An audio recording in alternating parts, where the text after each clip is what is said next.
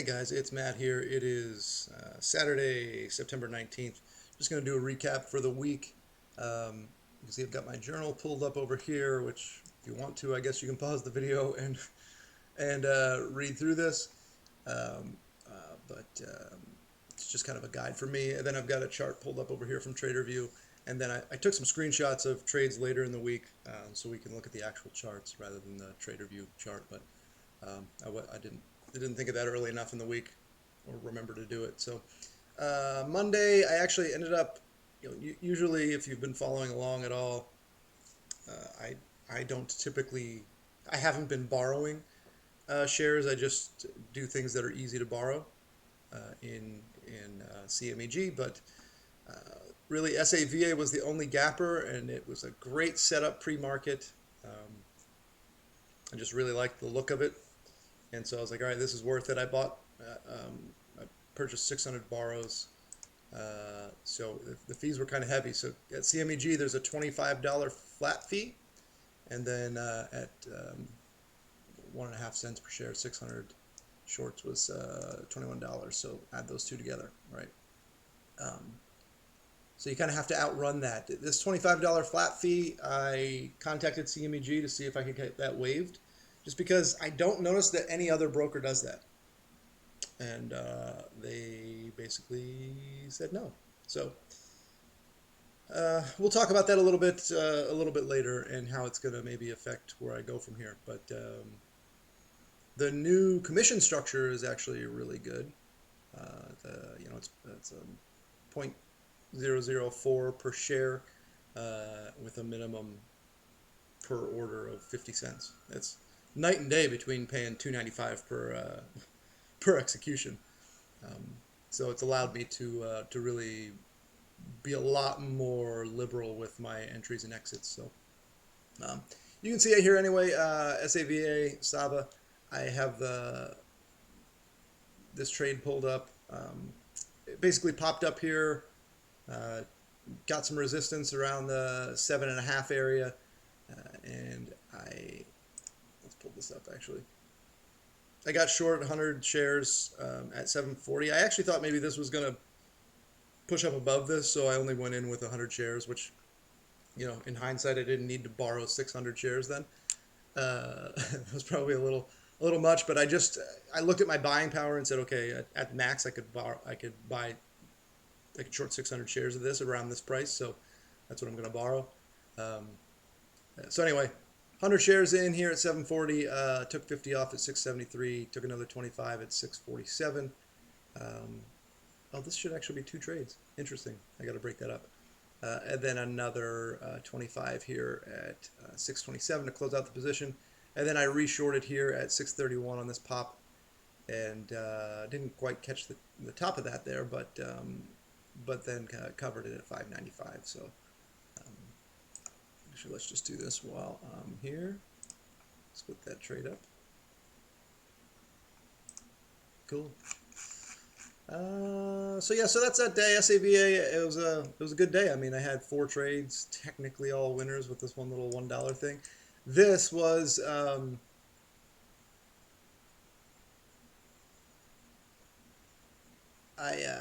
it's listed as another trade here, but when I covered this,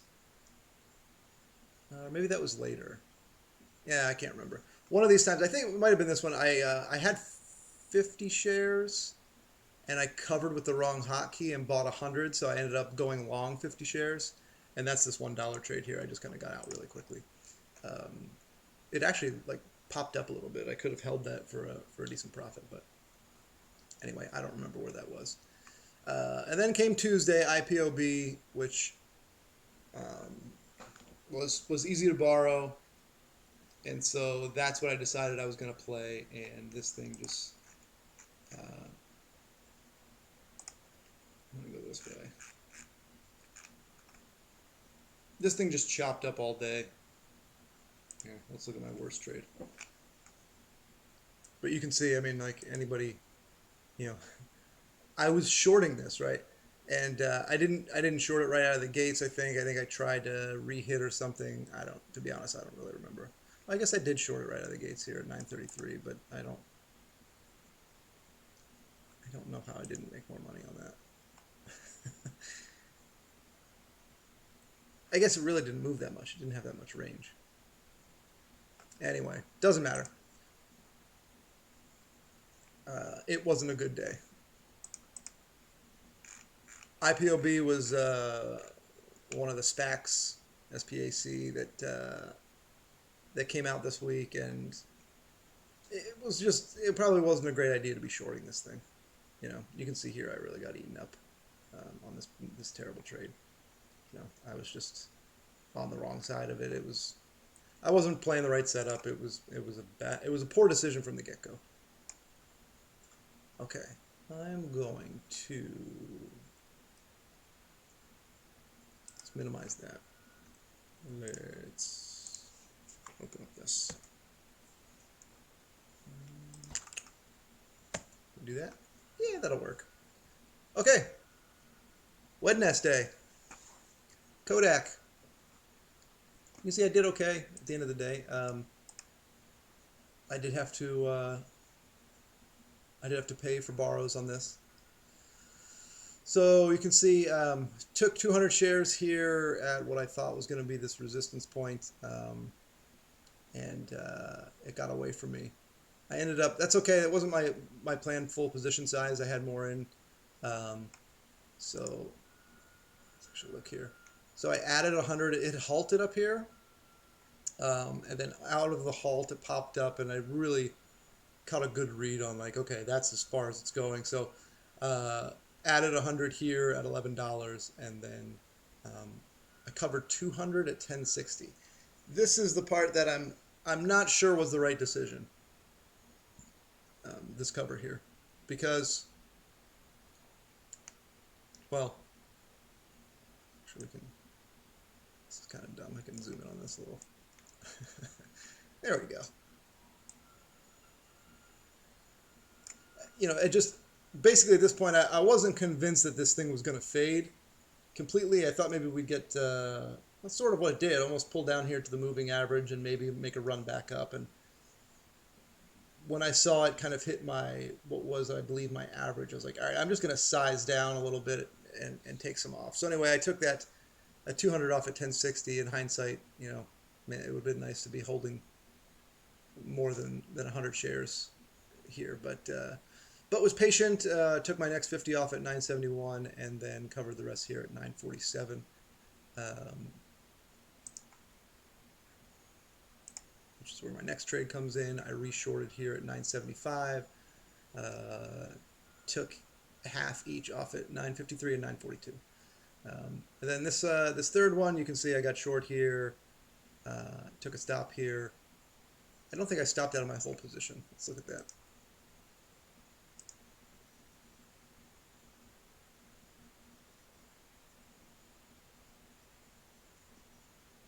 Oh, that's right. Yeah, I got short here. I thought the moving average was going to be where it bumped its head, but it pushed up higher. Shorted again.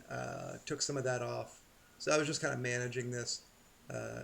Shorted again here.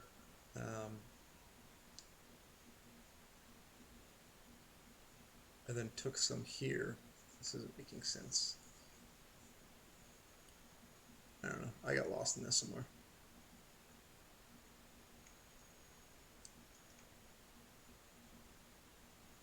Oh yeah, here's this the cover on one.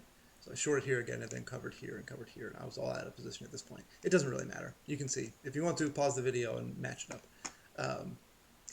These trades aren't like blockbusters. These are just kind of little chops I was doing here at the end of the day. So, I mean, they were small share size and small wins. Just getting used to kind of managing a trade now that I've got a decent commission system. Thank you again to Forrest, wherever you are, the guy that turned me on to that. Thursday, this was a frustrating day because I was trading Tesla and just shouldn't have been, and it was stupid. Thursday should have been a no trade day. It's Friday. Hold on. There's Thursday. I mean, shorting Tesla when it looks like this, yeah, that was just dumb. And realizing that it did exactly what I would have expected it to do had I been paying attention.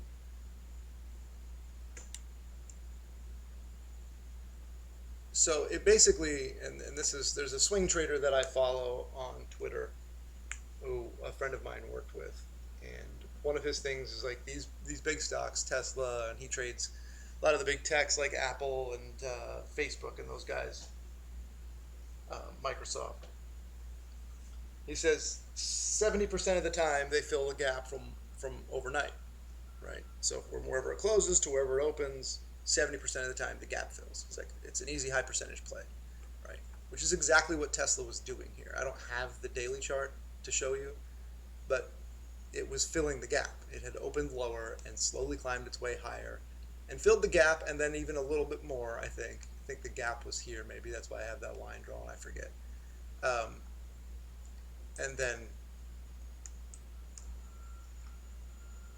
it did whatever it wanted to do from there, right? But I was shorting into that, the front side of the move, right? So this is just stupid. And I shouldn't have been doing anything. It's just the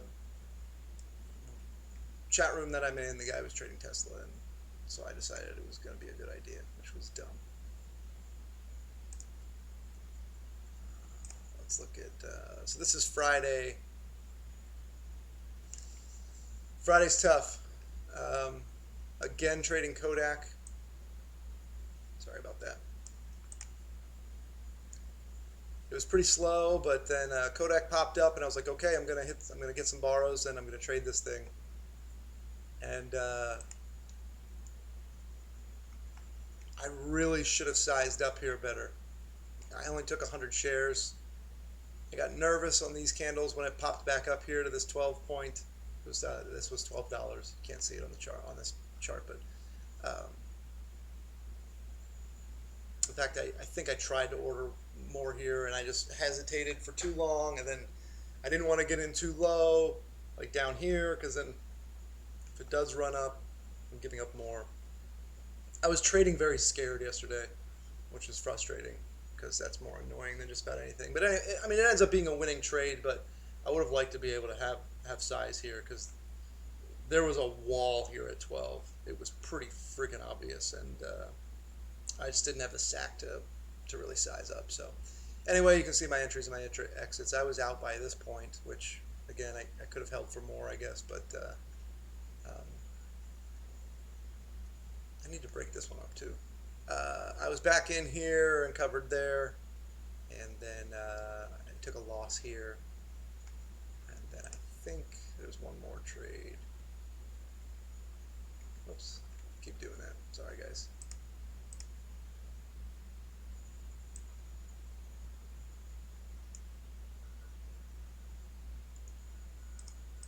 Let me do this. I'm going to break this up.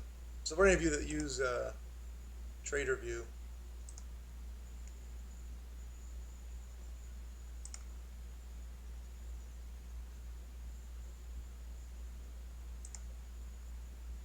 you know, if you sometimes when you upload your trades, you'll see that they're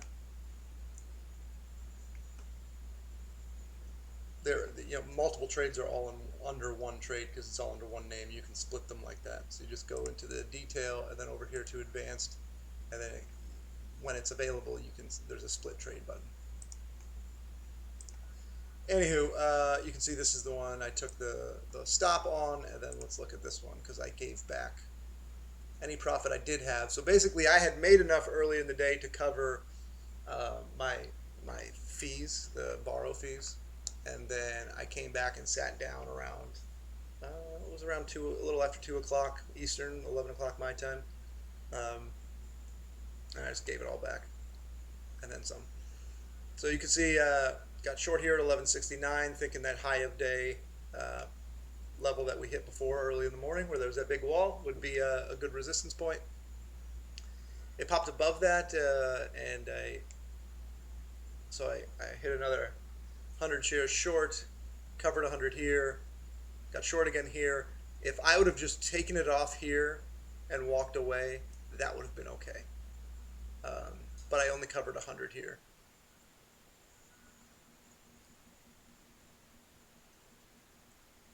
And yeah, that was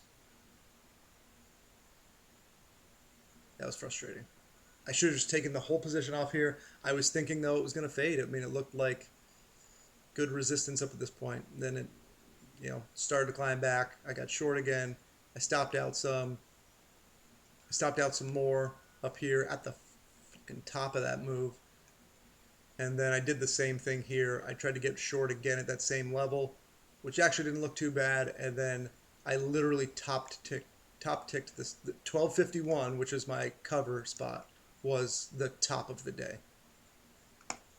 So, I mean, it was just stupid. You can see that it faded a little from there. With this ad here, had I not stopped out here and held, I would have been okay. I would have at least broken even.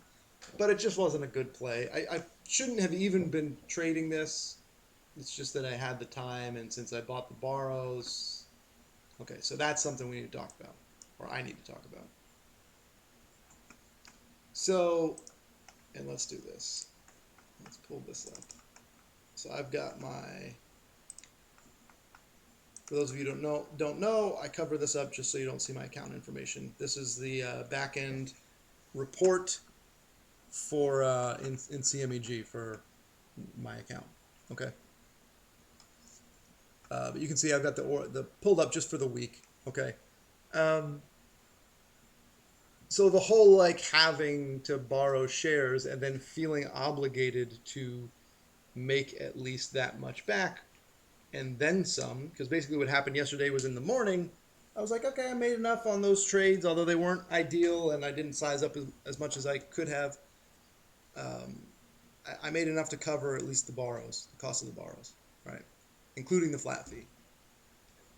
But then I sat down later and was like, well, I need to make more than that to actually turn a profit today. And so I traded when I shouldn't have been. So that, though, is somewhat a consequence of my small account and the share size that I'm able to trade, right? Well, I shouldn't say able. It's willing to trade. Because I'm able to trade, like you saw on Monday, I had SAVA and I borrowed 600 shares because that could have been my position size, right? With the amount of buying power that I had. Now, obviously, that throws out most common. Why is that? Actually, that works pretty well, but that should be maximized. Let's do this. There you go. That works. Sorry. That throws out most risk management strategies, right? Because if I start maximizing my position size based on my buying power, there's no way I'm only risking a small percentage of my account on each trade. But with a small account like this, that's the whole point of leverage is if you've got a winning system, you're supposed to just lean into it and go for it, right? That's the idea. Anyway, with the flat fee of $25, you can see here SAVA the fees were $46 total, so the $21 for the per share borrow locate fee, and then the $25 flat fee. If I was trading 1,000 share position sizes, this $46 wouldn't mean anything to me if I had a decent winner, right? But so basically what I've got to do is I've got to make the decision to either stop locating shorts again or size up and make it so that I can outrun these fees on average if I'm profitable on average, right? Oh shit, I didn't mean to do that.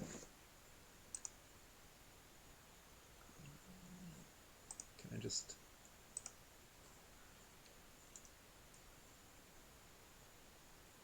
it's gonna make me log in again. Okay, give me a second.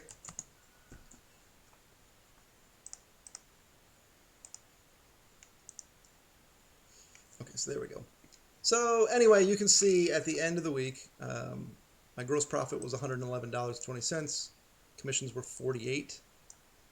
Plus the other fees are pretty small. I mean, the ECN fees that's a decent amount, but so you can see net I was up $49.91 until you include the locate fees, which are $116 total. So I actually lost $66 this week, which is all fees, right?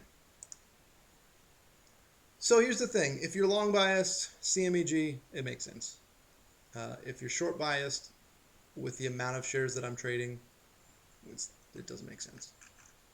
Okay, so let's look at the whole month.